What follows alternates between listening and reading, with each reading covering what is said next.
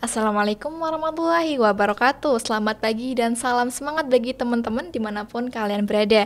Kembali lagi dengan kami Genbi Komisariat IAIN Kudus yang sudah bertransformasi menjadi UIN Sunan Kudus. Nah, pada episode kali ini kita akan menghadirkan podcast sharing beasiswa yang untuk menjawab rasa penasaran dari teman-teman semuanya terkait dengan beasiswa apa aja nih yang ada di kampus kita tercinta ini. Nah, sebelum itu perkenalkan aku Feby ya, dan hari ini aku akan menemani kalian dalam obrolan spesial yang akan menginspirasi banyak teman-teman yang sedang mencari beasiswa di kampus.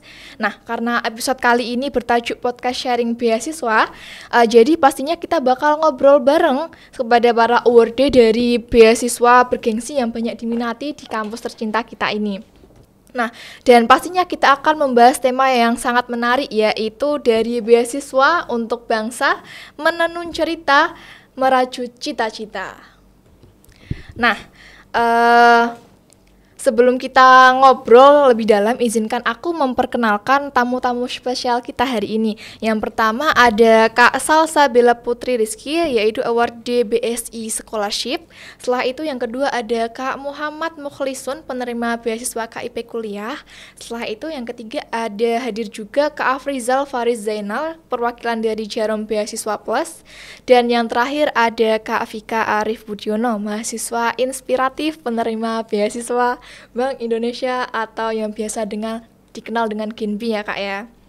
Nah, selamat datang semuanya di podcast sharing beasiswa bersama Genbi UIN Sunan Kudus, dan terima kasih pada teman-teman yang sudah meluangkan waktunya untuk hadir bersama kita. Nah, sekarang yang ada di sini apa kabar nih Kak Salsa, Kak Mukhlisun, Kak Afrizal, dan Kak Vika? Semoga semuanya dalam kabar baik ya Kak ya. Amin. Oke, hari ini kita akan bahas soal beasiswa nih teman-teman semuanya. Bukan cuma soal uang saku saja, tapi tentang perjalanan, perjuangan, dan kontribusi. Dengan tema dari beasiswa untuk bangsa, menenun cerita, merajut cita-cita, kita ingin tahu nih, menurut kakak-kakak semua, apakah cita-cita dan asa itu saling berkaitan dengan berjalannya beasiswa yang sedang kalian jalani? Dan mungkin bisa dijawab secara singkat sebagai pembuka nih, mulai dari Kak Salsa terlebih dahulu Kak.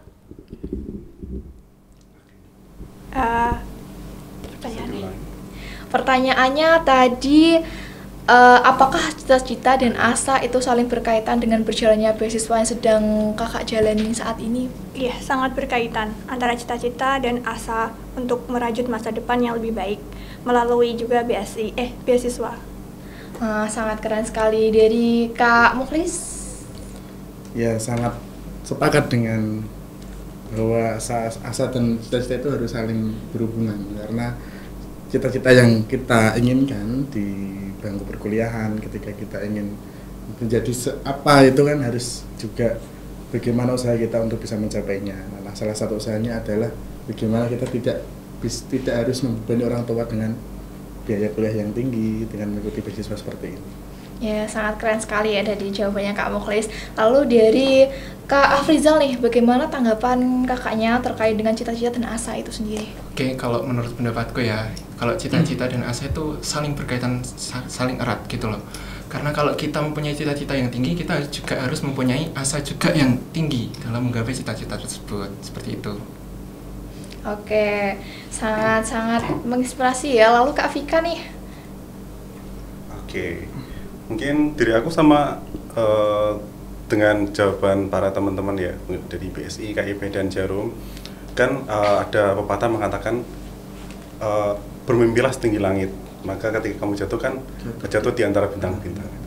Jadi harus gimana caranya kita mencapai cita-cita kita, kita harus memperjuangkan asa. Gimana kita perjuangan untuk menggapai cita-cita tersebut gitu. Jadi intinya kita harus bermimpi setinggi-tingginya dulu ya Kak ya, didampingi dengan aksi juga, aksi nyata. Kalau cuma mimpi kan bangun nggak ada apa-apa ya Kak ya. Betul. Iya. Tapi jangan bermimpi terus Kak, nggak bangun-bangun itu bahaya itu. Aduh. Koma itu Kak. Lalu nih untuk Kak Salsa dan Kak Mukhlis, aku mau tanya nih Kak, bagaimana awal mula kalian mengetahui informasi tentang beasiswa yang saat ini kalian dapatkan, dan apa saja nih syarat dan proses seleksi yang harus kalian lalui? Oke, jadi dari aku dulu ya, aku dapat informasi beasiswa BSI itu dari mana? Awalnya aku dapat informasi dari media sosial. Pada waktu itu aku udah mengikuti Instagram dari BSI ataupun BSI Scholarship udah dari semester 1. Udah pengen ngincer beasiswanya nih. Nah, akhirnya udah ada pengumuman, ada open recruitment sama mereka. Akhirnya aku mau ikut nih, aku mau ikut. Tapi ternyata di sana ada kendala di hanya kampus-kampus mitra. Terus aku cek lagi, ternyata di IAIN Kudus pada masa itu ternyata mereka juga salah satu dari kampus mitra BSI Scholarship. Jadi tanpa ragu waktu itu aku langsung ikut daftar BSI Scholarship, seperti itu Kak. Gitu, berarti ikut arus ya Kak awalnya ya Kak ya? Ikut arus gitu ya. Lalu apa aja nih Kak syarat dan proses seleksi yang harus Kakak lalui dari awal sampai akhir itu apa aja Kak? Oke, dari persyaratan dari BSI Scholarship itu seperti di beasiswa-beasiswa lainnya, mungkin ada minimal IPK berapa. Kalau di BSI itu minimal IPK 3,00, terus juga harus menyertakan surat keterangan tidak mampu juga dari desa, terus ada yaitu tadi kampus yang jadi mitra. Kalau nggak ada kampus dari mitra ya nggak bisa join BSI Scholarship, daftar BSI Scholarship itu. Terus ada persyaratan-persyaratan lain seperti HSS dan ada beberapa lagi gitu tapi aku lupa. Soalnya udah ada surat rekomendasi juga. Iya, ada surat rekomendasi. Oke. Lalu dari Kak Mukhlis sendiri itu kan dapat award dari KIP ya Kak ya. Nah, itu awal mula mengetahui informasi tentang beasiswa tersebut itu gimana Kak dari awalnya Kak? Sedikit cerita aja ya, pengalaman aja ini. Untuk Panjang KIP juga, kuliah kan sebenarnya itu hanya perubahan nama sejak tahun, kalau tidak salah dari tahun 2021 atau 2022. Sebelumnya kan namanya adalah, mungkin kalau kalian pernah dengar, adalah bidik misi. Nah, bidik misi. Nah, itu semenjak saya bangku SMP bahkan saat di MA atau di sekolah menengah atas itu sudah mendengar bahwa di kuliah nanti akan ada yang namanya bidik misi. Nah, setelah itu saya baru tahu ternyata di era Pak Jokowi itu diubah namanya menjadi Kartu Indonesia Pintar Kuliah.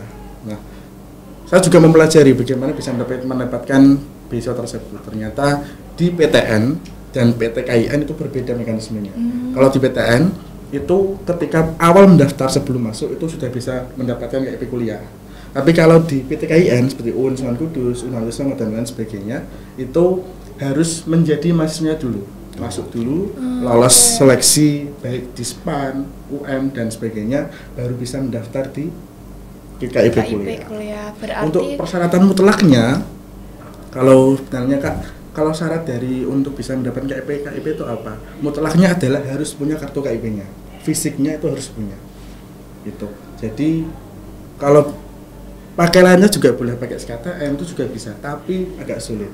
Diprioritaskan adalah yang punya kartu KIP-nya itu sendiri. Lalu bisa gak sih Kak kita melakukan pengajuan tersendiri gitu untuk mendapatkan KIP itu? Kalau pengajuan sendiri kurang paham ya, tapi kalau biasanya kan pembukaan tersebut kan untuk mahasiswa baru. Nah, itu memang harus terus cek di webnya UIN. Karena memang kendala utama dari kami dulu adalah terbatasnya waktu, jarak pendaftaran antara share-nya berita tersebut dengan jarak pendaftaran. Contoh, hari ini baru di-share untuk pengumuman open recruitment untuk KIP-nya, itu deadline-nya untuk bisa memenuhi itu hanya 2 hari ke depan atau 3 hari ke depan. Bayangkan kita harus bisa mengolah dokumen-dokumen yang agak rumit itu. Chaos banget ya Kak. Nah, Kak. Belum lagi kalau webnya sedang down, wah itu rumit sekali. Dari banyaknya pendaftar KIP itu pasti betul. kan webnya pasti down ya Kak ya di waktu-waktu krusial itu. Wah, lagi upload dokumen ternyata webnya error 404.com. Oke. Lalu kita ganti sesi ya Kak ya. Dari Kak Afrizal dan Kak Vika nih, apa nih strategi yang khusus kalian lakukan supaya bisa lolos sebagai award dari Jarum dan beasiswa Bank Indonesia? Mungkin bisa dimulai dari kakaknya dulu. Oke, kalau dari aku ya jujur ini aku dulu itu nggak ada strategi khusus karena aku waktu apply beasiswa ini tuh kayak ngalir aja gitu loh prosesnya. Tapi kan di beasiswa ini ada ketentuan IPK itu minimal 3. Jadi yang kita siapkan itu ya harus lebih giat belajar, terus aktif di kelas biar IPK kita itu agak meningkat gitu loh. Kemudian selain itu juga ada syarat aktif berorganisasi. Nah, itu diusahakan mulai dari maba kita bisa aktif berorganisasi supaya kita dapat mendaftar beasiswa ini. Seperti itu, Kak. Itu apply-nya itu di semester berapa ya, Kak, minimal? Hanya boleh di semester 4 Hanya boleh di semester 4. dan di kampus yang bermitra dengan Jarum Beasiswa Plus. Seperti itu. Kita mendapat itu selama berapa semester dan apakah itu full apa enggak? Oh ya, kalau di Jarum Beasiswa Plus ini setiap bulan itu sistemnya digaji selama 12 bulan, yakni 1 juta, Kak. Oh gitu, berarti Ya. 1 bulannya 1 juta ya, Kak ya? Ya. Dan itu turun setiap bulannya apa gimana? Per bulan. Per bulan? Ya. I see, itu berapapun UKT-nya tapi tetap turunnya segitu ya, Kak ya? Ya, betul. Oke. Lalu dari Kak Vika, apa strategi khususnya, Kak, yang disiapkan nih untuk mendaftar beasiswa Bank Indonesia? Oke. Mungkin kalau dilihat dari persyaratannya itu hampir sama dengan BSI dan juga Jarum ya, Kak. Kita start itu dari semester 4 baru bisa. Kalau KIP kan dari semester 1 ya, maba. Nah, jadi yang perlu disiapkan ya pertama itu benar dari IPK dulu. Nah, kita pertahankan IPK. Untuk mendaftar beasiswa BI itu minimal 3,0 juga sama. Tapi ya jangan mematok 3,0. Soalnya yang daftar itu 3,7, 3,8 ke atas. Jadi gimana caranya lah supaya IPK kita bisa 3,7 ke atas. Kalau wah, iki IPK aku 3,1 iki sisa daftar iki. Tapi ya persaingannya ketat. Soalnya dulu pas di zamanku yang daftar hampir 1000-an lah, Kak. Yang diterima cuma 50. Jadi ya perlu ekstra Effort, bekerja lah ya. dari semester Jadi awal. harus disiapin ya, Kak ya, dari semester 1 mungkin ya. Betul. Terus juga persyaratan kan juga banyak. Aslinya boleh melampirkan dari SKTM, tapi itu nggak wajib, opsional. Emang dari beasiswa BI sendiri kan enggak beasiswa yang dikatakan kayak beasiswa kurang mampu atau gimana, tapi kategorinya kan beasiswa prestasi gitu. Dan juga aslinya dari Genpi ada 2 beasiswanya, Kak. Yang satu unggulan, satu reguler. Yang dari UIN Sunan Kudus ini termasuk reguler. Yang di unggulan itu di Semarang itu hanya Undip. Jadi ya sama-sama bermitra dengan Bank Indonesia, tapi di sana itu yang unggulan dapat beasiswa yang lebih banyak dan juga dengan perlakuan yang sedikit berbeda lah. Gitu. Selain itu kita harus mempersiapkan motivation letter kayak essay tentang diri kita sendiri juga. Kita harus tahu gimana sebenarnya diri kita itu seperti apa dulu, baru nanti kita bisa dijelaskan di essay tersebut yang sekiranya kita buat lebih bagus lah, biar beda dari yang lain juga. Oke, I see. Lalu di kampus ini tuh ada kayak kuotanya nggak sih, Kak? Oke. Pembagian kuotanya itu seperti apa? Oke, dari Genbi masuk di IAIN Kudus itu udah 4 tahun ini, jalan 5 tahun ini, dan kuotanya itu dari angkatan pertama sampai sekarang nggak ada perubahan sih, 50 orang. 50. Itu juga berlaku di kampus lain apa gimana, Kak? Apa cuma di kampus kita aja? Tiap kampus berbeda-beda, tergantung gimana dari BI Pusat menilai kampus tersebut sih. Dari Undip itu jumlahnya ada 135 orang yang mendapat beasiswa Genbi ini. Yang 50 itu ada, saya jelaskan dulu, di Genbi sendiri itu ada kayak semacam organisasi kewilayahan lah, dipimpin oleh KPW Bank Indonesia Provinsi Jawa Tengah. Jadi tiap provinsi ada satu. Nah, di KPW BI Jateng itu ada dibagi lagi, ada Korkom Semarang, terus Korkom Solo Raya dan lain-lain lah. Nah, di Korkom Semarang, kita gabungnya di Korkom Semarang. Itu yang menerima cuma 8 kampus yang bermitra. Dari mana aja tuh, Kak? Dari IAIN Kudus, UMK, terus UIN Wali Songo, UIN Salatiga, UKSW Salatiga, Undip, UNES sama satu Untidar Magelang. Berarti gak sembarang kampus ya kak yang bisa berafiliasi dengan Bank Indonesia. Iya. Tapi ya itu jumlahnya kita baru 50, tapi terus mengupayakan lah biar supaya kuotanya ditambah. Amin. Semoga saja dengan ada podcast ini kan bisa dilihat oleh BI pusat maupun BI Jatan. Iya, Bisa lah spek-spek ditambah kan. Oh itu tujuannya.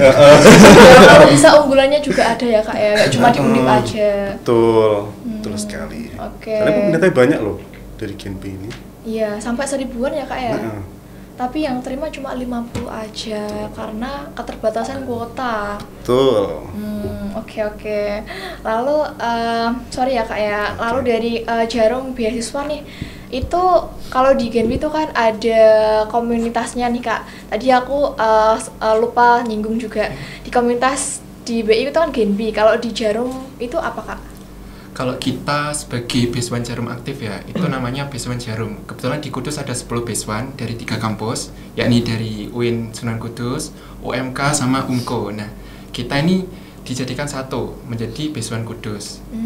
Dan kemudian setelah kita nanti udah nggak aktif, udah lulus menjadi beasiswan, itu nanti ada kayak ikatan alumni Beasiswan Jarum. Nah, itu kita di situ difasilitasi dari Beasiswan Jarum alumni-alumninya. Itu nanti kita di situ satu Indonesia dijadikan satu di grup itu, dan kemudian nanti ada kayak semacam Dream Fest, terus kayak pelatihan kerja seperti itu kak.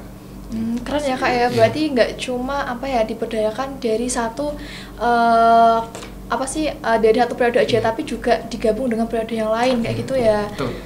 Jadi relasinya itu termasuk Satu Indonesia. Indonesia. Keren banget loh. Sudah 40 tahun kak. Wih, Beasiswan keren Jarum banget. ini kebayang ribuan banget. Lalu dari kuota sendiri nih kak, dari IAIN itu kayaknya dari Jarum tuh beasiswa yang paling introvert gitu, bisa Oke, kalau dari Jarum Beasiswa Plus ini sendiri itu sebenarnya nggak mematok per kampus ada berapa beasiswan. Tapi dari beasiswa ini tuh kayak lebih ke kapasitas diri. Kalau kita sebagai pendaftar itu memenuhi kriteria, pasti kita bisa direkrut menjadi beasiswan Jarum kak. Seperti itu. Jadi walaupun di kampus terbesar di Indonesia, ya nggak ada patokan 50 berapa atau 100. Jadi kalau kita mampu, pasti kita bakal jadi beasiswan Jarum seperti itu. Oke, berarti tergantung kemampuan dari per individunya ya kak ya. Mau itu kampus unggulan atau enggak, tapi kalau emang SDM-nya emang bisa dan mampu, jadi bisa daftar di beasiswa Jarum ya kak ya. Benar sekali kak. Lalu untuk saat ini itu ada berapa sih kak yang keterima dari beasiswa Jarum sendiri? Kalau nggak salah itu 530-an lebih satu Indonesia ya, dari kampus dari Sabang sampai Merauke di angkatan 40 ini. Termasuk sedikit banget ya kak ya. Ya itu nggak tahu saya anaknya dari pusat ya kak. Tapi pendaftarnya pasti banyak juga. Iya. Tapi emang tergantung kemampuan ya kak ya, kembali lagi. Oke, setelah itu menurut kakaknya nih, kesalahan umum apa sih yang sering dilakukan para pendaftar yang bikin mereka itu nggak lolos seleksi dari beasiswa kakaknya? Mungkin bisa dimulai dari kakaknya dulu, dari beasiswa Jarum itu. Kesalahan seperti apa sih? Ya mungkin sedikit tapi bisa fatal. Kalau dari pengalamanku pribadi ya, sama pengalaman teman-temanku yang belum lolos di beasiswa Jarum ini, kesalahan yang bikin mereka nggak lolos itu adalah faktor tidak jujur. Nah, kenapa faktor tidak jujur ini itu sangat krusial ya kak? Karena di saat kita mengisi berkas, di saat berkas kita itu kita lebih-lebihkan, kita tidak jujur, dan nanti kita akan kesulitan sendiri pas waktu proses wawancara. Nah, karena berkas tersebut akan kita pertanggungjawabkan di proses wawancara nanti, seperti itu kak. Kemudian waktu tes online, itu kan kita benar di rumah memakai PC masing-masing. Nah, kita itu menggunakan CBT kak. Dan kita disorot oleh kamera, supaya nanti kita tidak melakukan kecurangan. Nah, apabila kita seperti memakai kalkulator atau membrowsing di internet, itu nanti soalnya langsung tertutup dan kita langsung otomatis gugur menjadi beasiswan Jarum kak, seperti itu. Berarti harus melatih kejujuran ya. Nah, teman-teman semuanya di rumah hati-hati ya, pokoknya harus jujur ya kak ya, nggak boleh dimanipulasi gitu, soalnya akan dipertanggungjawabkan waktu nanti tes ya kak ya. Oke, setelah itu dari Kak Vika nih, dari Bank Indonesia, apakah juga melakukan hal yang sama atau hal yang serupa seperti dengan beasiswa Jarum? Kalau secara garis besar sama sih Kak. Soalnya kan mungkin berbeda di tahap penerimaan ya. Soalnya dari beasiswa Genbi sendiri kan ada 2 kali tahap penerimaan. Yang pertama seleksi administrasi, terus juga yang kedua seleksi wawancara. Dan administrasi juga ya tadi emang peminatnya kan banyak, 1000-an lebih. Nah yang keterima cuma 50, yang keterima untuk melaksanakan ujian wawancara itu hanya 65. Dari mungkin 1000-an diambil 65 kan emang apa ya, persaingan begitu ketat ya. Terus juga dari mungkin kendala ini dari motivation letternya sih. Jadi kan sekian banyak motivation letter, mana nih yang sekiranya yang berbeda dari yang lain, yang punya value lebih lah. Mungkin itu yang dilirik dari pihak penyeleksinya ya. Mereka kan banyak, jadi bingung, wah iki podo template iki jangan-jangan kan. Ya itulah perlunya kita tahu tentang diri kita sendiri seperti apa. Terus di situ juga pengalaman ditulis di situ juga. Terus di tahap wawancaranya juga ini sedikit istilahnya kayak tantangan sendiri, soalnya yang menyeleksi itu dari pihak psikolog juga. Jadi gimana pun caranya kalau kita berbohong pasti akan tahu lah dari sisi wajah atau apalah gestur tubuh, mungkin dari psikolognya juga tahu gitu. Oke, ngomong-ngomong soal pendaftaran yang ngekaknya yang BSI itu gimana ya Kak ya? Apakah sama juga seperti beasiswa dari Jarum dan juga dari Genbi, dari BI? Untuk seleksi pendaftaran ya, sama aja sih dari teman-teman mungkin dari Genbi atau Jarum. Kita ada seleksi pendaftaran, seleksi administrasi dulu, habis itu seleksi psikotes, terus wawancara. Yaitu yang di seleksi berkesan ya, emang kita harus melengkapi semua persyaratannya, yang disyaratkan itu apa aja dilengkapi. Terus juga singgung CV ya, tadi di BSI juga ada CV-nya juga. Tapi bedanya di kita tuh dikasih template tersendiri. Nanti yang menjadi pembeda itu apa? Yang jadi pembeda itu adalah dampak apa yang ingin kita berikan ketika kita jadi awardee nanti. Seperti gitu. Wah, kayak caleg ya Kak ya? Iya, kontribusi. Gitu ya? Iya, kontribusi. Fakta integritas. Oke, boleh. Dan itu kontribusinya pun ditentukan di bidang apa. Kalau di BSI itu ditentukan di bidang ekonomi syariah. Seperti itu. Terus lanjut ke seleksi psikotes. Seperti psikotes pada umumnya ya, ada tes psikotes pada umumnya tadi seperti di di BI sama di Jarum juga mungkin. Terus lanjut ke sesi wawancara. Kalau tadi di Genbi ada dari psikolog. Nah, di kita itu ada psikolognya juga yang wawancara, terus ada HR-nya juga. Satu orang, ada yang beberapa. Kayak rekrutmen itu ya malah. Perusahaan gitu ya? Iya. Tapi bedanya di kita tuh bukan waktu wawancara ya. Waktu aku dulu pengalamannya tuh bukan ngobrol, bukan. Tapi si pewawancara tadi ngomong pertanyaannya apa, terus kita ngetik nih jawabannya apa. Gitu. Bukan kita ngomong tapi kita ngetik gitu. Ke sepengalaman aku dulu ya di batch 3 dulu. Berarti itu kayak Zoom apa gimana Kak? Kalau di Zoom di wawancara lewat Zoom juga. Tapi jawabannya bukan lewat lisan tapi lewat ketikan. Lewat gitu. komentar. Fakta baru nih, baru tahu juga aku soalnya. Tapi kalau di batch 4 dulu ya, aku kurang tahu sih itu masih ketikan lewat ketikan atau lewat lisan gitu. Oke. Lalu untuk sistem kayak penilaiannya itu gimana Kak? Kayak parameternya itu seperti apa? Untuk penilaiannya ya dari pihak BSI sendiri yang bakal nilai, BSI maslahatnya. Jadi tuh mereka nggak ada kuota tersendiri di setiap kampus, penilaiannya tuh berdasarkan peringkat.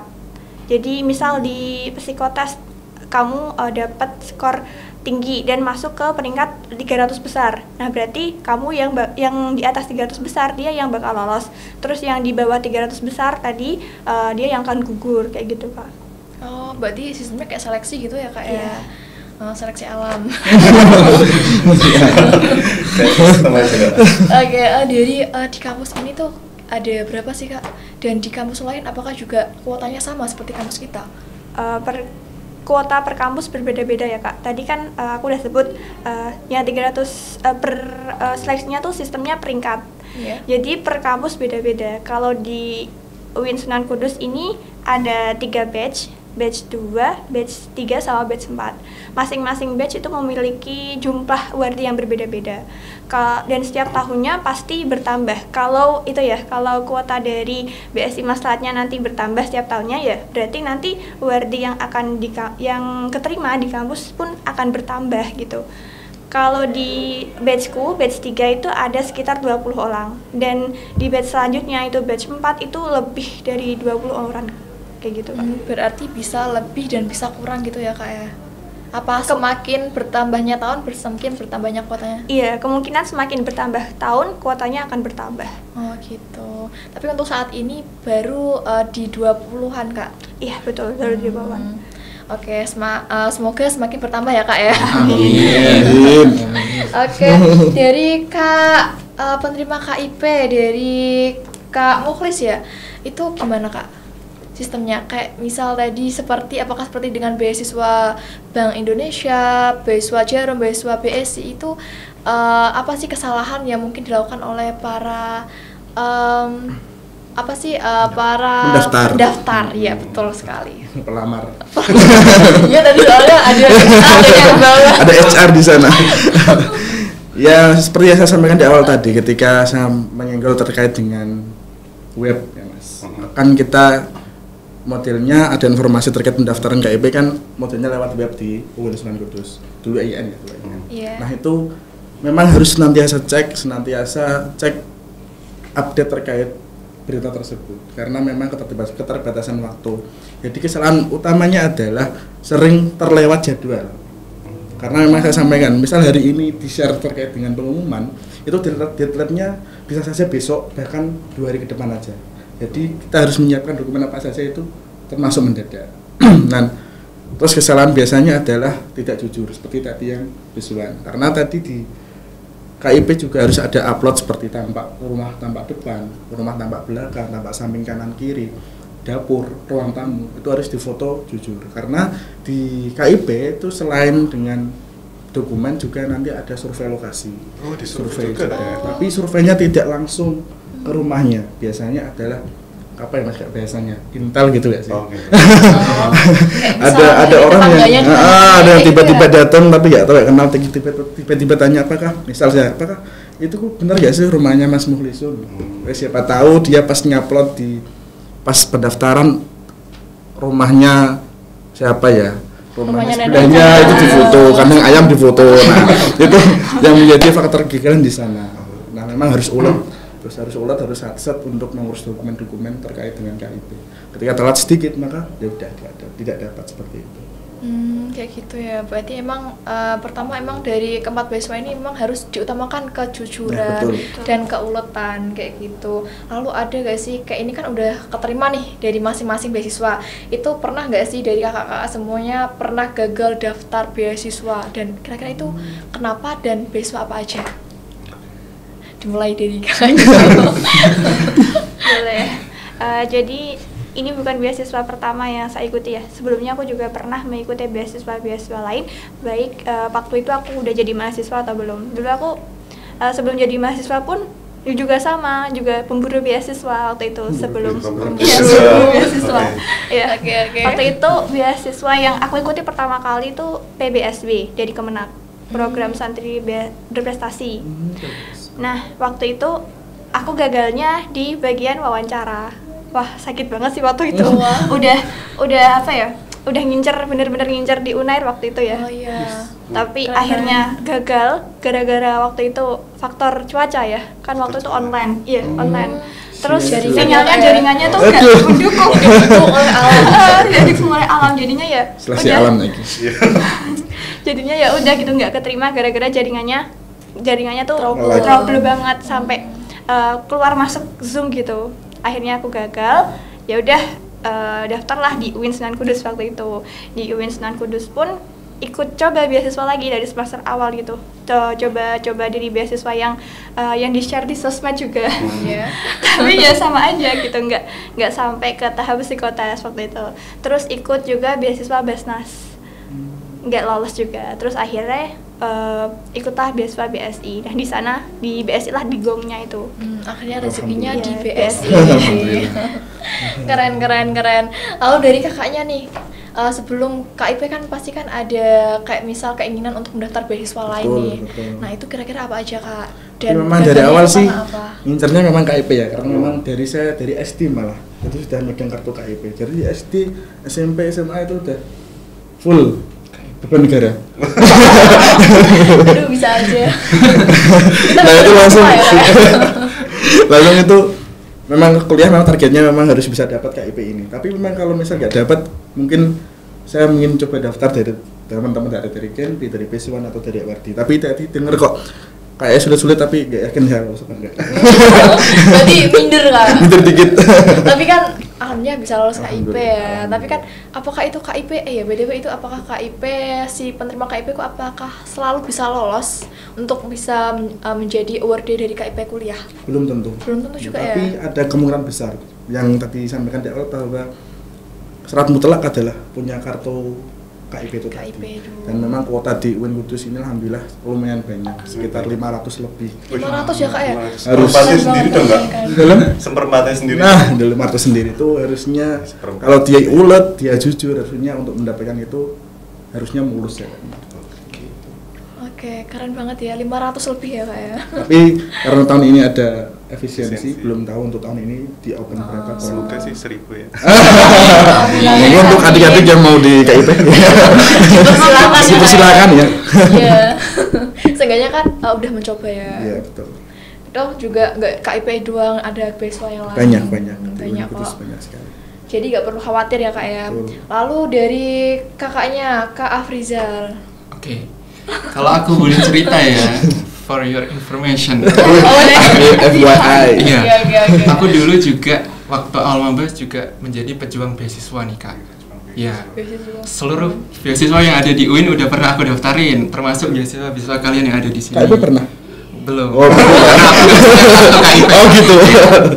Oke. Ya, tapi nggak tahu kenapa waktu di seleksi berkas itu aku selalu gagal. Di BSI juga aku pernah apply, di Genbi juga pernah apply, tapi waktu di beasiswa Jarum ini nggak tahu kenapa kok aku malah lolos gitu. Padahal kuotanya juga sedikit ya kak, tapi alhamdulillah bisa lolos seperti itu. Kira-kira karena apa kak? Kurang tahu ya kak, itu yang nilai kan dari Faktor X. mungkin spiritual nggak sih? Oh, Masya Allah. Iya, jalur langit, benar Langsung sekali. ngadu ke yang punya. Rezeki jodoh Bahaya, berarti bahaya. katanya. Tahu. Benar. Jodohnya siapa kak? belum tahu ya. Masih awal ya. Aduh. Oke, lalu dari Kak Vika nih, kira-kira seperti yang tadi saya tanyakan itu, kira-kira ada gak sih beasiswa yang pernah kakaknya lalui tapi ditolak gitu? Kimpas.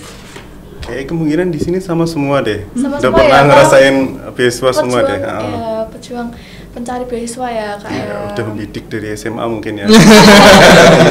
Jauh-jauh hari Kak. Jauh-jauh hari. Harus dipersiapkan. Soalnya dulu kan aku ya cerita sedikit sih. Aslinya nggak pengen kuliah kak. Aku gap year 1 tahun. Jadi nggak langsung kuliah, kerja dulu kok. Wah dari teman-teman kok kuliah gitu. Kayaknya kok enak ya. Kok enak. Mantap ya. Terus ada salah satu temanku sih ngebujuk sih. Dia dulu nggak keterima di salah satu PTN ya ternama lah. Terus akhirnya, ayo kuliah gak pak? Oh gabut iki nang omah iki. Gabut, asalnya gabut kuliah. Terus ya lah ning ndi iki sing isih buka. Dulu pilihannya kalau nggak di UMK ya di IAIN gitu. Terus akhirnya di IAIN. Sing murah lah. Sing murah wes negeri ya. Ya terus akhirnya di IAIN Kudus. Dulu semester pertama asalnya ngincer udah membidik KIP nih. Udah KIP. Tapi telat informasinya telat, jadi nggak lolos lah. Terus di semester berikutnya, wah ada bukaan ini dulu apa PPA, peningkatan prestasi akademik di semester 2. Aku daftar lagi, nggak lolos lagi. Ada BSI, daftar lagi, nggak lolos lagi sampai tahap wawancara. Wah sakitnya di sini sih kak. Sakit pol. BSI nggak lolos, Basnas juga. Saya daftar oh harusnya di sini undang Basnas juga sih kak. Oh iya, mungkin periode depan ya kak ya, kita undang ya. semuanya dan semoga sih beasiswanya tambah ya kak, gak cuma ini aja gitu. Amin. Biar semua mahasiswa UIN dapat beasiswa semua ya. Iya. Katanya ikut siapa? Ikut Pak D. Aduh bahaya. Ya, dari Basnas juga sampai tahap wawancara nggak lolos. Terus dari beasiswa yang di sosmed juga itu, ya kemungkinan itu kan banyak sih di share di Instagram, iya, di banget TikTok itu, gitu tapi kan. cuma yang persyaratannya emang kadang nggak masuk akal gitu. Rumit, Upload flyer, upload foto gitu. Ketuibun. Iya. Betul. Alumni ya kak ya. Itu juga nggak lolos. Wah, iya bingung ki daftar opo. Akhirnya dari salah satu teman ngerekomendasiin lah, ki ada bukan beasiswa BI, GNP. Saya cobalah apply. Nah, dulu ini kan saya udah dapat 2 periode ini. Jadi GNP itu kan satu periodik lah 1 tahun. Di awal periode saya yang daftar sendiri dari syariah, dari HKI saya. Nah, jadi saya cowok sendiri yang terima 50 orang, 6 orang cowok sendiri dari syariah. Wah, itu kayak gila aku aja GNP yang syariah. Tapi dari teman-temanku dulu tak ajak, nggak mau sih. Nah, pada agak sombong-sombong sedikit. GNP identik sama Apa? Febi biasanya. Oh iya, Oh soalnya iya. kan dari Sama Febi biasanya. Bank Indonesia. Bank. Ya, emang dari kota syariah sih sedikit sih. Dia harap maklum. Itu sih. Semoga Itu sih tahun depan setiap, ada lagi. itu ada itunya nggak sih kak? Apakah setiap prodi itu bisa mendaftar atau cuma beberapa prodi pilihan aja kak? Oh, kalau itu ada beberapa prodi pilihan sih kak. Kayak di IAIN Kudus kan ada Fakultas Usuluddin. Itu ya nggak ada kuotanya di Usuluddin. Ya mohon maaf, soalnya kan kayak masih dari Usuluddin. Betul. Dari mana mas? Dari ilmu Quran tafsir. Oh, Masya dari Allah. Gus ya. Quran tafsir. Masya Allah. Gusuran sawah. Itu dari Usuluddin nggak bisa Nggak ada daftar. berarti. Nah, dari dakwah pun beberapa ada yang nggak bisa. Tapi yang paling banyak memenuhi dari KPI. Wah, KPI Banyak itu ya, Kak, ya? selain dari FEBI, KPI juga menguasai dari KPI banyak. Gitu sih kak. Oke, tapi kalau misal kita mau mendaftar nih kak, tapi dari misal dari Usuluddin, apakah tetap diperbolehkan atau kita karena nggak masuk ke apa ya daftar prodi prioritas, jadi kita udah insecure gitu, itu gimana kak? Ya kalau menurut aku Apakah sih dicoba boleh? dicoba aja nggak apa-apa sih. Apa salahnya nyoba? Kan kalau nyoba kita sudah memakai 2 kesempatan kita. Antara kalau lolos ya lolos, kalau enggak kan setidaknya kita udah mencoba dulu. Kita tahu pengalamannya. Oh, Tapi pernah ada yang lolos ya kak? dari Usuluddin sih nggak pernah ya. Nggak Belum pernah. Oke. Entah ada yang daftar atau enggak kurang tahu ya. Soalnya Oke, data. tapi seenggaknya kita coba dulu ya kak ya. Betul. Urusan lolos apa enggaknya itu belakangan. Betul. Oke, sangat luar biasa sekali ya. Lalu mau tanya lagi nih soal dari tantangan terbesar yang kakaknya hadapi saat proses pendaftaran dan gimana cara menghadapinya. Kira-kira proses atau tantangannya itu seperti apa? Selain dari banyaknya dari banyaknya orang yang pengen mendaftar atau persaingannya yang ketat, itu apa aja kak tantangannya? Kayak misal dari dari urusan pribadi atau gimana gitu. Dari kakaknya dulu. Dari siapa dulu nih? Dari kakaknya dulu dong, paling cantik. Ladies first ya guys. Iya dong. Buat tantangan ya selain secara personal tadi, selama daftar BSI itu tantangannya apa aja?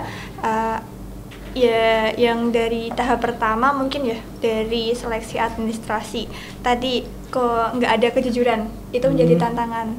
Tapi kalau kita udah jujur ya udah gak jadi tantangan sih. Terus juga mengumpulkan berkas-berkasnya juga itu jadi tantangan tersendiri, seperti surat keterangan tidak menerima beasiswa lain. Kan itu harus mengajukan dulu ke fakultas atau rektorat, dan itu gak sehari langsung jadi, nunggu beberapa hari dulu kan. Terus Kalau itu dari seleksi administrasinya. Terus seleksi psikotasnya tadi, tantangannya itu apa ya?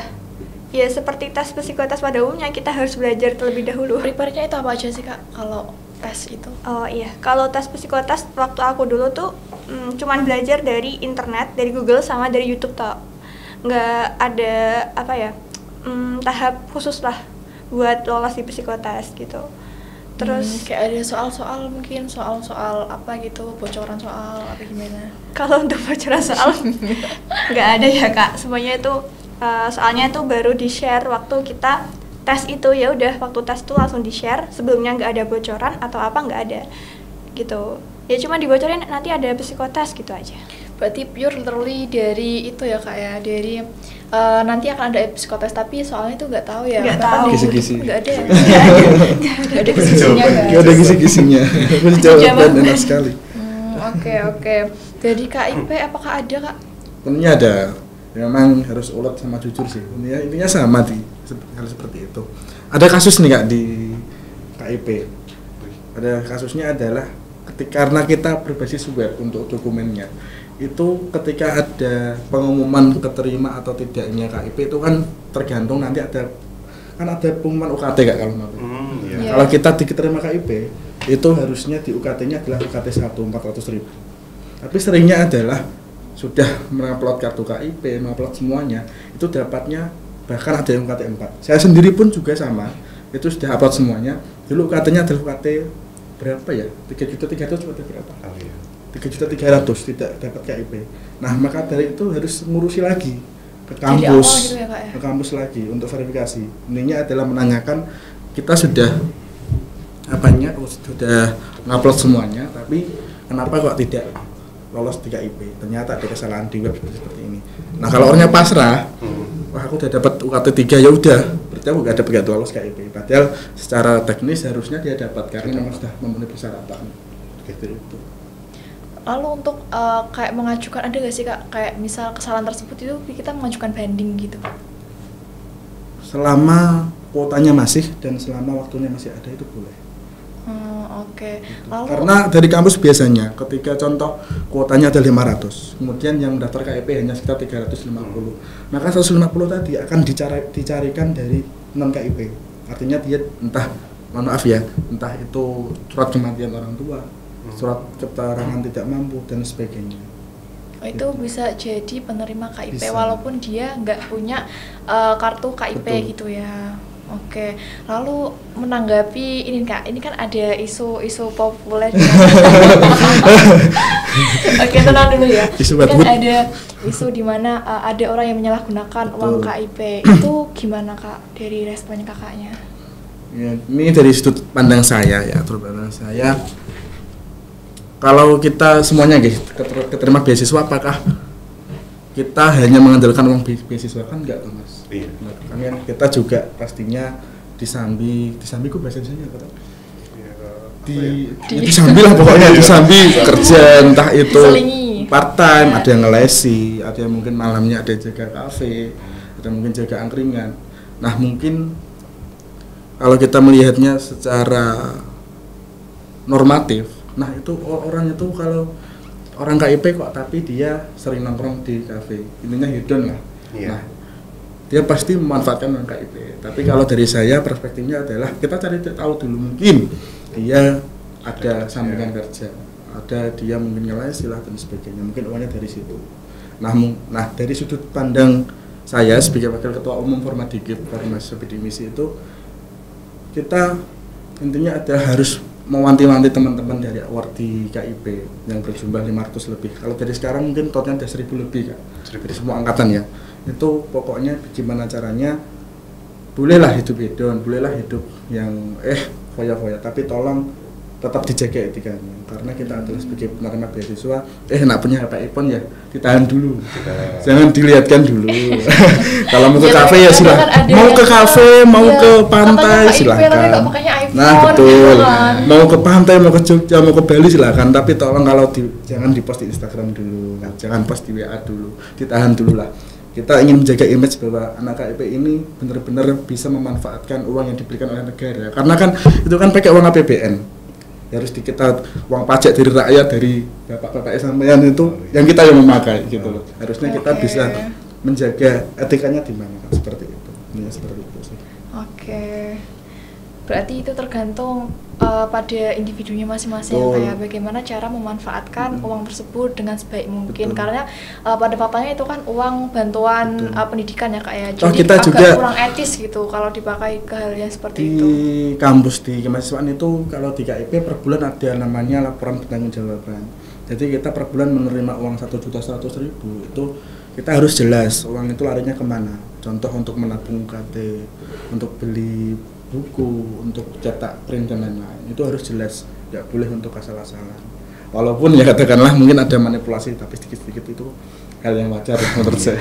Oke, masih manusiawi lah ya. Manusiawi. Oke, sangat berkesan sekali ya Kak ya, dan membuka mata kita semua kalau pada faktanya kalau uang pendidikan itu lebih baik digunakan sebagaimana mestinya kayak gitu. Lalu dari Kak Afrizal ya, dari Kak Afrizal itu gimana? Apa tantangan terbesar dalam mendaftar beasiswa tersebut? Oke, jadi yang aku rasain ya, tantangan yang terbesar itu adalah ngalahin rasa insecurity pada diri aku sendiri. Karena kan kita tahu semua ya bahwa beasiswa Jarum ini persaingannya ketat banget. Iya, banget. Itu aku waktu awal daftar itu kayak insecure sendiri gitu loh, pesimis, aku bisa nggak ya, terus aku bisa ngalahin orang-orang yang paling terbaik di kampusku apa enggak ya.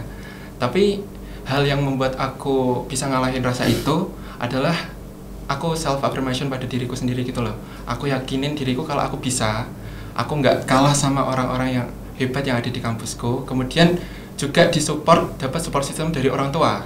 Nah, orang tua ini kayak menurutku segalanya lah, dapat kayak wejangan, doa, kemudian juga ngasih semangat, dan kemudian support system dari orang-orang terdekat. Itu sih Kak yang membuat aku bisa lanjut terus struggle menggapai beasiswa Jarum ini. Wah, berarti support system itu sangat-sangat membantu banget ya Kak ya. Betul. Bahkan jadi kekuatan utama gitu. Kalau nggak ada support system juga, wah loyo ya Kak ya. Nggak ada penyemangat. Oke, jadi Kak Vika, lalu tantangan terbesar apa Kak kalau mendaftar beasiswa Bank Indonesia ini dari kakaknya? Oke, mungkin dari tantangannya ya kurang lebih sama, udah dijawab semua dari teman-teman tadi sih. Tantangannya banyak, mulai dari diri kita sendiri, maksudnya dari insecure ya, kira-kira iso terak yo dari sekian banyak orang yang mendaftar tersebut. Terus juga dari faktor lingkungan sekitar sih yang mungkin paling menentukan. Kita harus mencari lingkungan di mana kita itu bisa terus berkembang, jangan stuck di situ terus. Kalau misal dari lingkungan tersebut stuck di situ, mending kita keluar aja dari lingkungan tersebut, kita cari lingkungan yang baru yang membuat kita terus grow up, terus mengupgrade diri. Gimana caranya lah, entah tentunya dari info beasiswa ini kan nggak semua orang itu tahu. Nah, jadi gimana caranya kita mencari tahu sendiri, mungkin dari teman-teman, dari circle sini ke circle sini, tapi ya sebisa mungkin jangan circle-circlean ya teman-teman. Ya terus update lah, mungkin dari website atau dari sosial media, itu penting sih. Dari teman-temanku aslinya kan persyaratan cukup banyak dan cukup menguras waktu sih itu juga, dan timeline pendaftarannya juga singkat, sama dengan KIP sama PSI sama Jarum mungkin ya. Jadi untuk tahun ini itu dibukanya hari Jumat, sedangkan timeline pendaftarannya 1 minggu. Nah, kepotong hari Sabtu, Minggu, Senin, Selasa, tanggal merah. Jadi kan cuma bisa dapat waktu hari Rabu sama Kamis aja. Dan itu waktunya kan emang mepet. Jadi banyak teman-teman yang udah menyerah. Ini udah di ambang batas penutupan persyaratanku udah masih banyak yang belum gak sedaftar aja. Nah, itu harus dilawan harusnya. Terimane nyetanter motor, fotokopi iki, ngeprint iki kan aslinya easy. Rasa malasnya itu ya yang mengalahkan keeasyan itu. Gitu sih. Semua berasal dari malas ya. Betul. Pokoknya jangan malas lah. Jangan malas, jangan berbohong. Kuncinya itu. Oke, berarti bisa nih disiapkan dari jauh-jauh hari ya kayak untuk administrasi agar gak keteteran lah bahasanya. Oke, lanjut ke pertanyaan selanjutnya nih Kak. Apa kegiatan atau program yang paling berkesan selama ikut di komunitas beasiswa dari kakaknya yang paling cantik dulu? Iya, kegiatan yang paling berkesan selama jadi awardee ya. Yeah. Kalau menurut aku sih waktu workshop secara offline di Semarang bareng sama teman-teman dari kampus lain, itu yang paling berkesan banget sih, soalnya kita pertama kalinya bertemu secara offline selain dengan teman-teman awardee dari kampus lain, tapi juga bertemu dengan orang-orang hebat di balik adanya BSI Scholarship ini gitu. Kayak ya bener ada orang-orang hebatnya, terus juga ada kayak bondingnya sih sama teman-teman lain dari universitas lain. Itu yang paling berkesan banget buat aku. Ya karena kan selama ini kegiatan dari BSI Scholarship ini 90% ya rata-rata tuh semuanya secara online gitu. Jadi kalau ketika sekali offline langsung jadi wah itu wow banget gitu, sangat terkesan gitu. Oke, itu untuk seluruh Indonesia atau cuma perwakilan dari wilayah aja? Per regional. Iya. Berarti kalau di sini berarti regionalnya bareng Semarang. Iya, regional Semarang.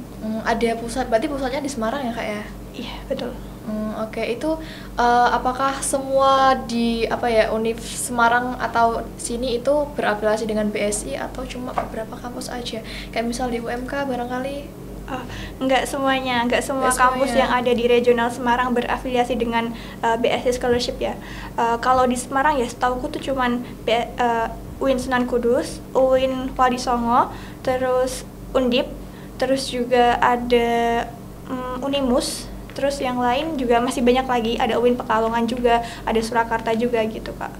Enggak semuanya ikut afiliasi BSI BSI Scholarship. Tadi kalau nggak salah ingat kakaknya kan bilang bagaimana cara kita berkontribusi kepada si pemberi beasiswa itu. Nah, itu dari beasiswa BSI sendiri itu kontribusinya apa Pak? Sebagai penerima beasiswa BSI. Oke. Dari buat kontribusi dari para awardee ke masyarakat dulu.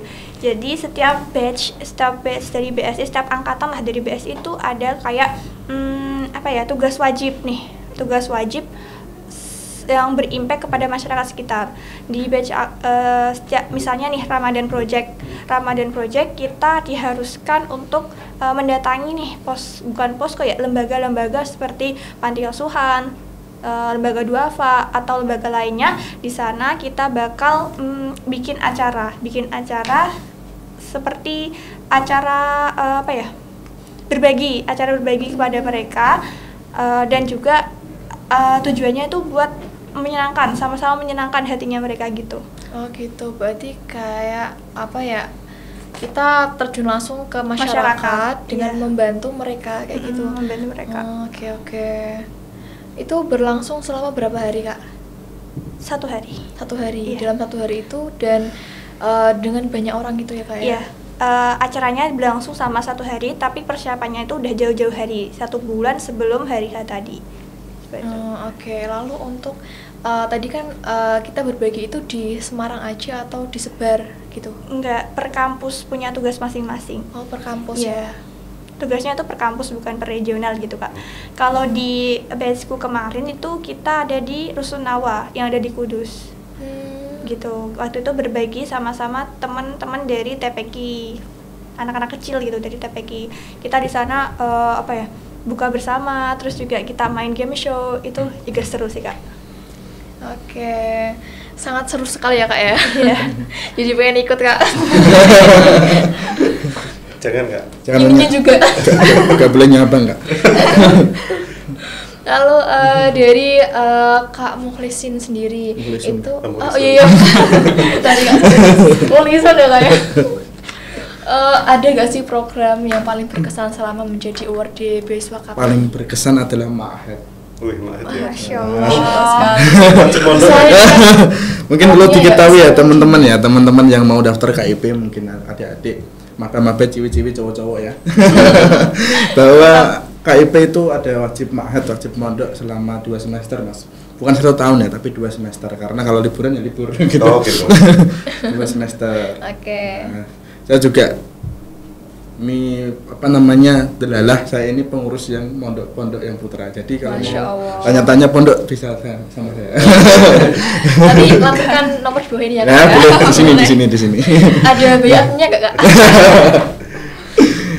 Jadi memang Ma'had itu yang paling berkesan sih, karena kita ya seperti di karantina ya, memang harus fokus setiap terjadwal pada subuh ada kegiatan apa, di pada maghrib atau apa, pada isya apa. Terus juga setiap Jumat pagi, kalau di tahun saya dulu itu ada namanya kegiatan moderasi beragam. Itu yang ngisi langsung dari Pak Warik 3, dari Pak WR 2, atau dari bahkan Pak Rektor sendiri, Pak Kasti sendiri. Itu setiap Jumat pagi itu pasti ada. Oke, lalu untuk masuk Ma'had itu selama kita menjadi awardee atau cuma dibatasi berapa dari semester berapa ke semester berapa? Kalau di Ma'had itu dari semester 2 dan 3, jadi 2 semester. 2 dan 3. Ya, jadi 2 semester itu sudah mulai masuk Ma'had. Oke. Lalu itu gak Kak, kayak misal ada gak sih kayak alasan dimana kita gak bisa ikut ke Ma'had? Maksudnya apakah ke Ma'had itu sebuah kewajiban gitu? Wajib sekali, Sekali, fardu ya? ain itu. Karena memang dulu kan kalau sebelum kita memang benar-benar dapat di KIP itu ada namanya fakta integritas. Oh, Namanya kita ada tanda tangan di situ, dan di bawah, di keterangan paling bawah memang harus bersedia mukim di Ma'had selama 2 semester dan harus ditandatangani di materi kalau nggak salah, kalau saya tidak lupa, dan memang itu harus dijalani. Oke, berarti emang benar-benar wajib banget ya. Wajibnya. Dan itu kemarin saya dengar ada isu-isu dari Pak WR3, dari Pak Kisbianto, itu kita ingin di Ma'had ini tidak hanya 2 semester tapi full 8 semester. Wih. Ini tadi yang mau daftar KIP langsung ya gitu.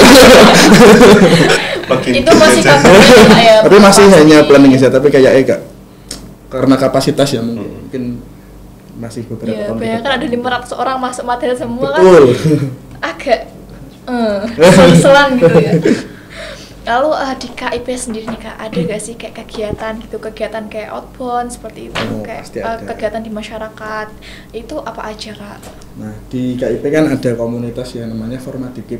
Kalau tidak tahu kepanjangannya dari teman-teman adalah Forum Mahasiswa Bidik Misi dan Kartu Indonesia Pintar Kuliah.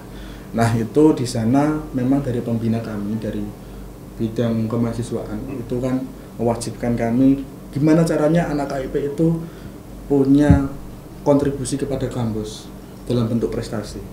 Nah, itu kami per bulan itu bahkan ditanya terus, Mas, ini KIP prestasinya apa aja, di data, harus didata. Contoh baik lomba yang akademik maupun non akademik. Itu gimana caranya kita dari pengurus Formadikip yang jumlahnya 50-an bisa mengcover seluruh mahasiswa KIP, jumlahnya sekitar 1000 lebih di kampus Universitas Kudus. Gimana caranya kita intinya memantik mereka biar gimana caranya mereka bisa berprestasi, berkontribusi kepada kampus. Nah, di Formadikip juga hampir sama dengan award di BSI, kita juga ada yang namanya KIP Mengajar. KIP Mengajar itu turun langsung, kalau di tahun kemarin itu di sekolah, kalau tahun ini di yayasan pendidikan. Itu juga sama, tapi selama kurang lebih 2 minggu. Itu kami dijadwal per hari ada 3-4 orang yang mengisi materi.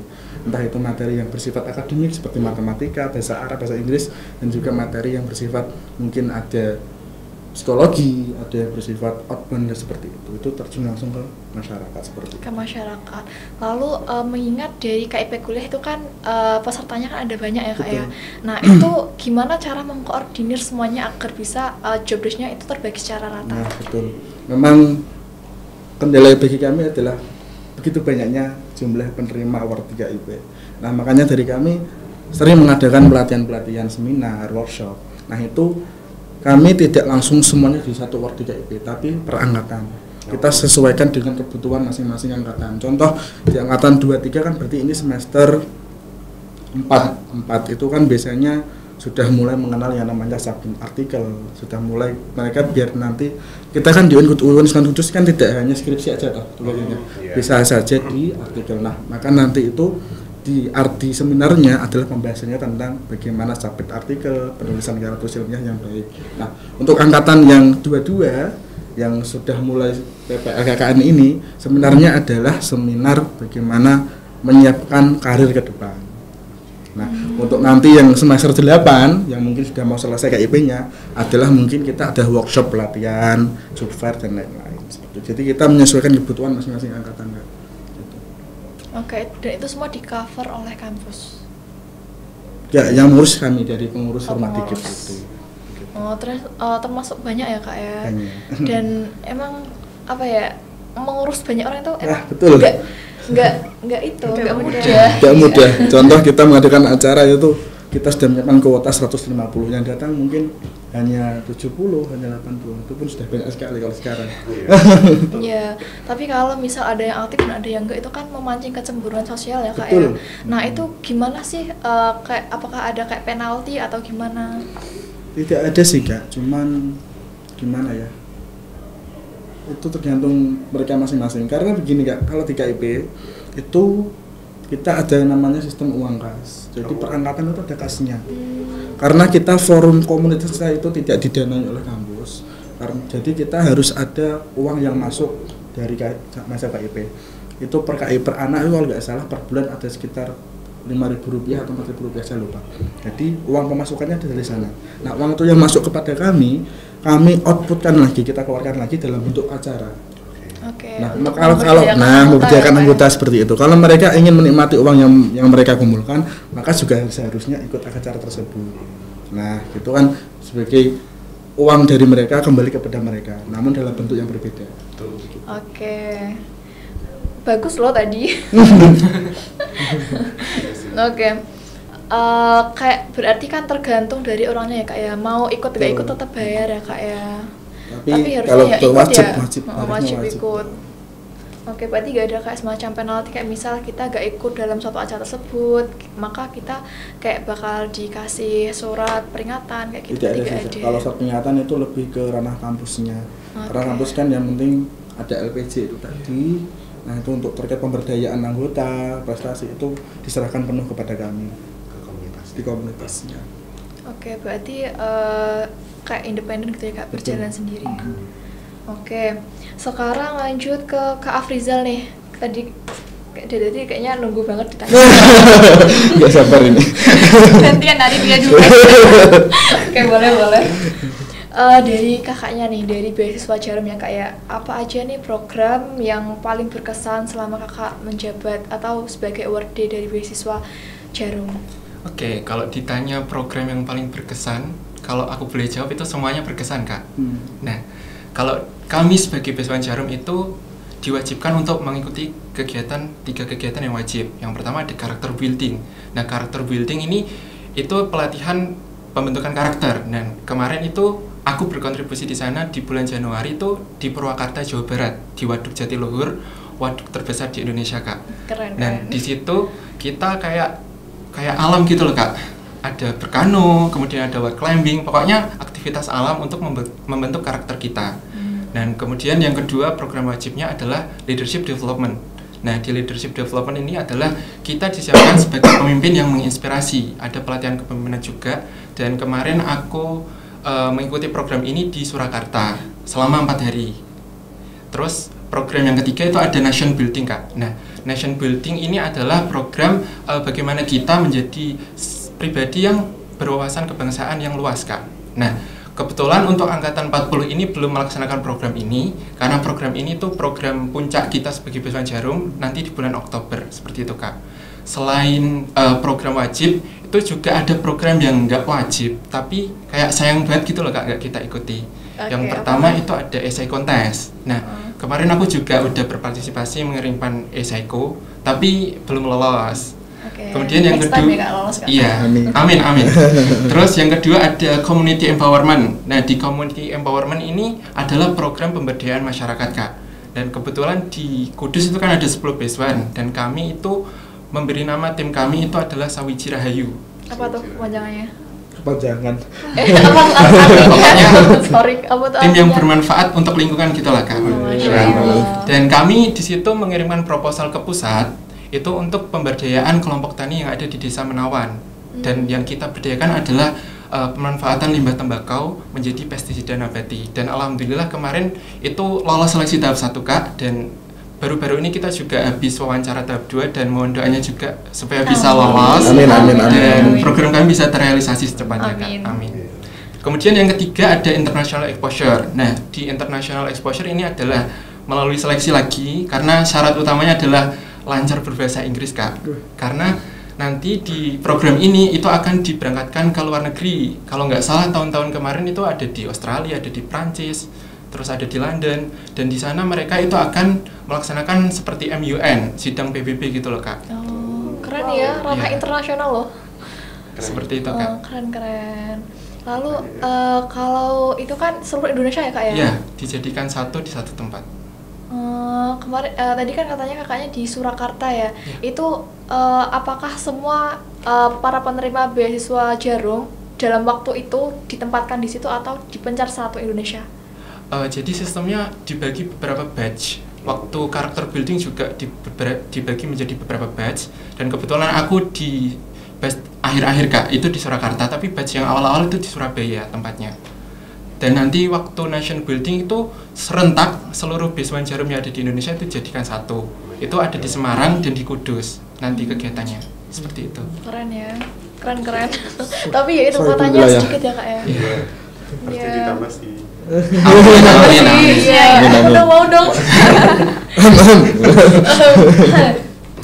Oke, lalu dari Kak Vika nih, kayaknya tanyain nggak Kak nih, Kak? Program apa sih, Kak, yang paling berkesan dalam mengikuti program dari Beasiswa Indonesia? Kan ada komunitasnya Genbi ya, Kak ya. Nah itu Iya. komunitas generasi baru Indonesia yang mana Iya. berdampak kepada lingkungan dan orang lain lah di sekitar. Nah itu kira-kira dampaknya itu apa aja, Kak? Oke, mungkin dari program kerja sedikit berbeda dari teman-teman yang lain ya.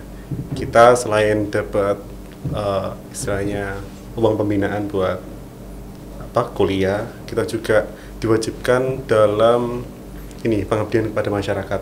Kita melaksanakan kayak semacam KKN gitu, Kak. Jadi sebelum kalian ini KKN itu kita sudah KKN dulu nih. Mengatur KKN. Ya, 3 bulan Kak malah. Kalau KKN kan cuma 1 bulan, nah kita itu 3 bulan. Di situ kita ya hampir sama kayak KKN gitu, kayak pemberdayaan UMKM, terus juga yang fokus kita ke ekonomi. Salah satunya yang menjadi suksesor percepatan KRIS itu adalah dari Genbi, teman-teman, kalau boleh tahu. Dan di fakta lapangan itu kita menemukan bahwasanya anak SD umur 5 tahun enggak, kelas 5 atau kelas 6 itu sekarang sudah menggunakan KRIS, teman-teman. Wah, luar biasa. Lewat dana ya, itu kan bisa. Nah, kita itu menemukan fakta itu. Bahwasanya KRIS itu enggak digunakan oleh yang dewasa saja, tapi juga dari teman anak-anak SD sudah menggunakannya gitu. Ya, itu salah satu suksesor dari Genbi sih. Terus juga selain itu kita pemberdayaan UMKM. Kita membantu UMKM yang ada di desa, di ibaratnya UMKM lokal lah. Kita memajukan di situ dari mulai rebranding, terus juga pemasaran dan lain sebagainya lah. Pokoknya kita bantu benar-benar dari awal biar UMKM-nya itu maju selama 3 bulan tersebut. Terus juga kita melaksanakan Genbi mengajar juga sama dengan BSI, KIP, itu juga sama. Tapi fokus kita nggak ke pelajaran umum, kita fokus ke cinta bangga paham rupiah. Jadi terkait dengan kebijakan dari Bank Indonesia ya. Dari Bank Indonesia juga. Jadi anak-anak itu dikasih tahu secara dini biar untuk menjaga rupiah. Gimana caranya melihat uang palsu atau asli itu gimana, terus juga cara kita memelihara rupiah itu jangan ditekuk-tekuk, terus diwel-wel atau dicuci, itu jangan, nggak boleh. Tuh, terus juga banyak sih kegiatannya selain dari kampus sendiri, kita juga ada kegiatan dari Korkom dan ada kegiatan tahunan juga, yaitu Genpi Award dan Genpi Olimpik. Jadi setiap kampus yang ada Genpi-nya itu dilombakan lah, dan alhamdulillah kita selama 4 tahun berturut-turut ini menjadi juara umum terus. Alhamdulillah, Iya sih. keren. Terus juga selain itu kita juga difasilitasi dari BI, sertifikasi BNSP. Kemarin kita dapat sertifikasi BNSP Digital Marketing. Tuh. Selain dapat sertifikasi, kita dapat uang saku juga. Dan alhamdulillah tahun kemarin saya juga diberangkatkan oleh BI Jateng bersama teman-teman dari Genpi Semarang 20 orang untuk melaksanakan leadership camp dan capacity building di Bali selama 5 hari di sana. Ya cukup banyak lah. Aslinya ya gimana lah. Kita mendapat beasiswa itu bukan hanya menerima uang aja, tapi kita banyak soft skill dan hard skill juga kita dilatih di situ. Nah, terus juga yang paling terakhir kemarin sih, kita sebelum para menteri itu di retreat di Akmil, kita sudah melaksanakan retreat dulu Kak, di Banteng Riders Kodam 4 di Ponorogo, di 500 orang itu digembleng oleh para tentara itu. Bangun pagi, dulu, lari-lari, ayo cepat. Makan itu menit 2 menit Kak, kalau nggak habis, pokoknya habisin. Kalau nggak habis, nanti kamu langsung lari. Nah, pokoknya keren pol. Kayak pelatihan leadership gitu ya Kak? Betul. Leadership. Kayak retreat militer lah. Tapi dari situ kan kita juga belajar biar untuk menjadi lebih kuat, lebih siap, lebih cak. Oke, berarti dari Genpi ini benefitnya juga lumayan banyak ya Kak ya. Banyak.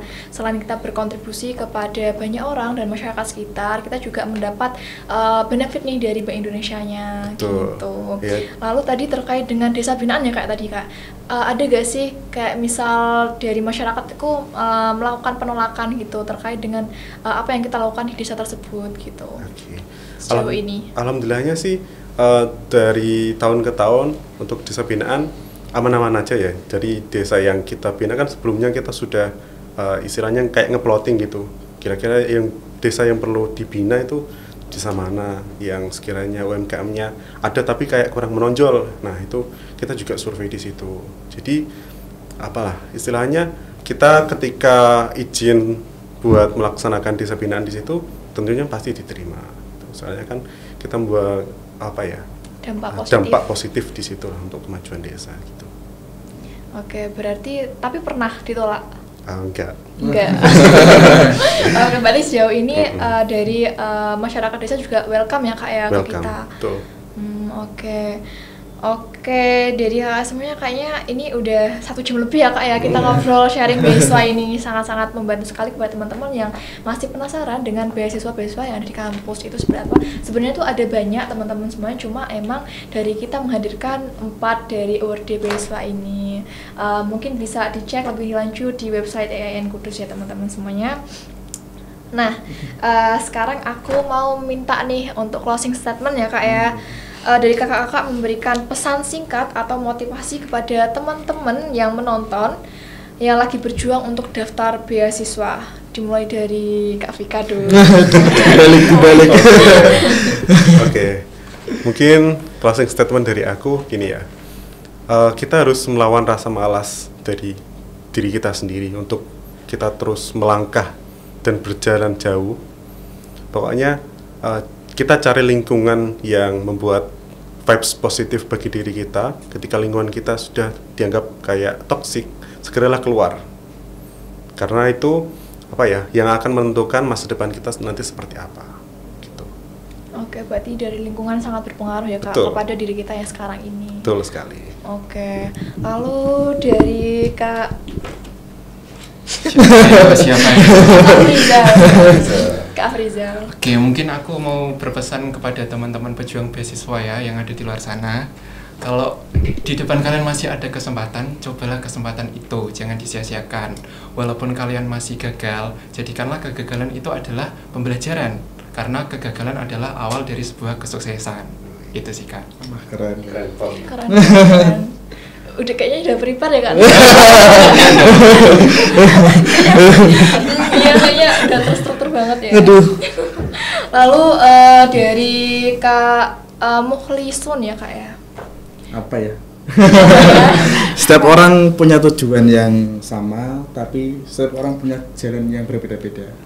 Kita tujuannya sama, pengen juga sukses di masa depan, pengen tercapai semua cita-citanya, tapi jalannya kita masing-masing. Kita sama-sama kuliah, tapi kita jalannya untuk bisa sukses kuliah bagaimana berbeda-beda. Buktinya adalah begitu banyaknya beasiswa yang ada di Universitas Kudus, baik beasiswa yang ada di sini, Genpi, beasiswa maupun LRT BSI. Tergantung bagaimana kita bisa berusaha untuk menggapai hal tersebut. Gitu sih Kak.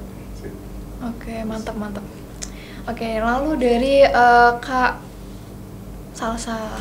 Iya, pesan aku buat teman-teman para pejuang beasiswa itu jangan pernah menyerah sih. Kalau kita gagal sekali, ya berarti kita masih punya kesempatan berkali-kali.